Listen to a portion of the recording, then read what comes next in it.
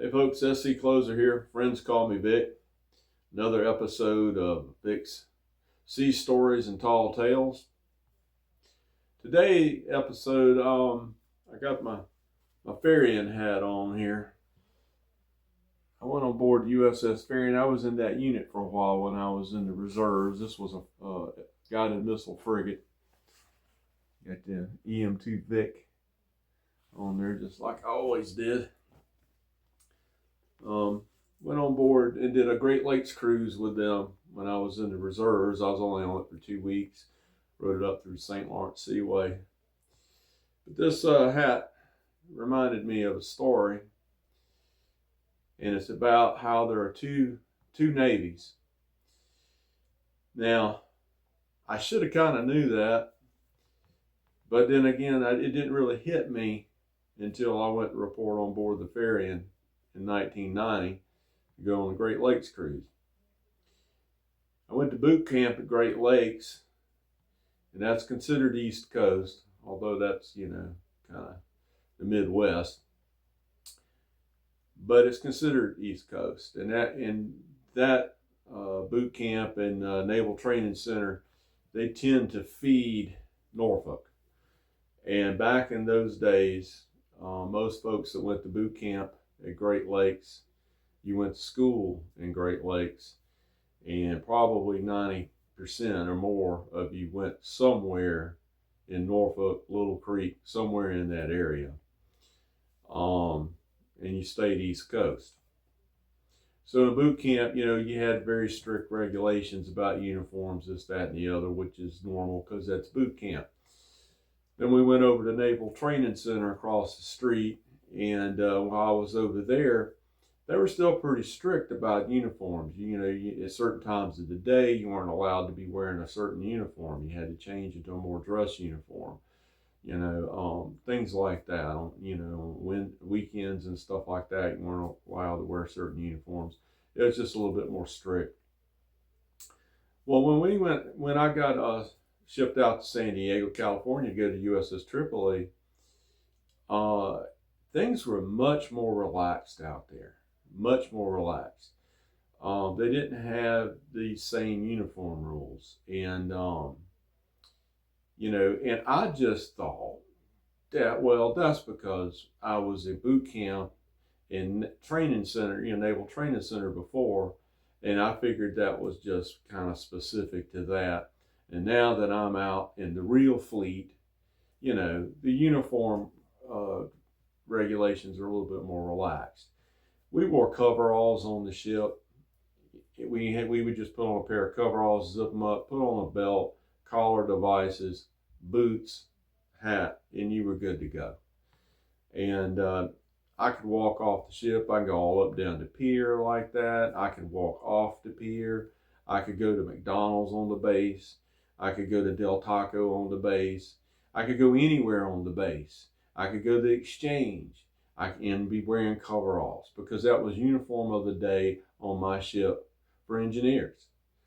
I could put on my dungarees. Back then we had the little, they call it a chambray shirt or something like that. We call them dungarees, and had the little blue jean light pants. You could wear those anywhere on the base. Now you weren't supposed to go off the base with them. And then they had, I think they kind of set it up that you could drive on and off the base in dungarees, but you weren't allowed to get out of the car or something like that, because you weren't supposed to be out in town wearing a work uniform like that. You were supposed to be wearing, at least a little more dress uniform if you were out in town. But as far as the base goes, anything went. Well, when I reported to the USS Ferry to go on the Great Lakes cruise, I checked in on a Sunday. I didn't have to be there until Monday morning, but they were leaving Monday morning, supposedly. So I checked in Sunday night, and I went on and got my rack, and I, packed my stuff and met some of the guys and found out where all I needed to go and this, that, and the other. Kind of got settled in a little bit. And so then I put on my dungarees and went, and I don't know why, I could have just left my civilian clothes on, I suppose. But I put on my dungarees and I went over to the base exchange in the uniform shop. They were still open. It wasn't 6 o'clock yet. And I wanted to go over there to buy some uniform items. And, because being in reserves, when I get on the base and everything, I need to pick up a few things. And so I went and bought a few uniform items, and I was walking back to the ship. And the shore patrol comes driving up, and they stop, and they get out the car. And they're like, let me see your ID. So I show them my ID. Of course, I had a pink ID then because I was in the reserves. And they're like, yeah, it says, don't you know you can't be on this side of the road on this time of day wearing that uniform? And I was like, what?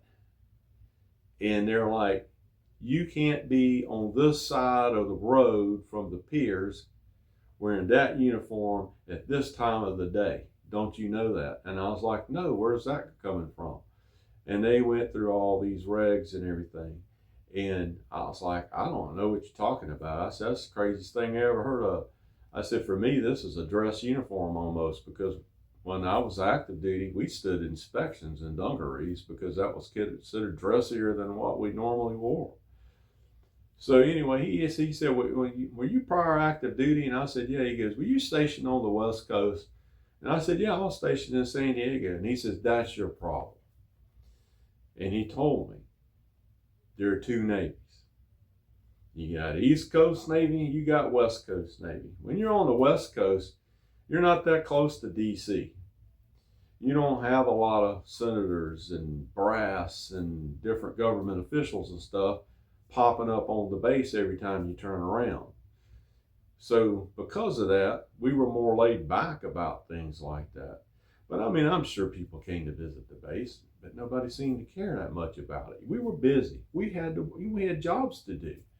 We couldn't be so worried about, what uniform to wear on what side of the street at what time of day. But he said on the East Coast it was a lot different and was more for show, and that we had to do that kind of stuff. So he just told me just going back to the ship. Now he said I could actually have been on the pier side of the road wearing that, but he also told me I couldn't leave the pier with coveralls on, which is interesting because I wore coveralls the rest of the time I was on the ship. I actually put on the dungarees because I didn't really want to wear the coveralls around the base on Sunday. So there you have it. Two navies, East Coast and West Coast Navy. I had a taste of both of them. I preferred West Coast Navy.